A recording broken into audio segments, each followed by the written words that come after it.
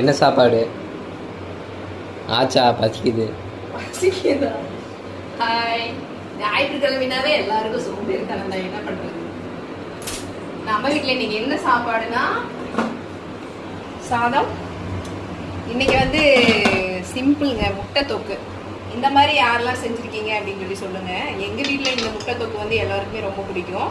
ஆனால் இது வந்து எப்படி அப்படின்னா கொஞ்சம் வந்து டைம் எடுக்கும். இங்கே கிட்ட கொண்டு வாவே, கொஞ்சம் டைம் எடுக்கும். இது வெந்ததுக்கு அப்புறம் அழுங்காமல் இது இப்படி வந்து இப்படி திருப்பி போட்டு மெதுவாக செய்யணுங்க. இதுதான் இதில் பிரச்சனை.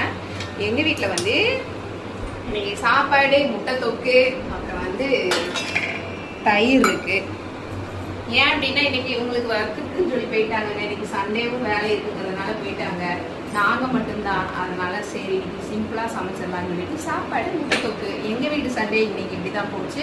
உங்கள் வீட்டில் என்ன சமையல் அப்படிங்கிறத மறக்காமல் சொல்லுங்கள். பாய்.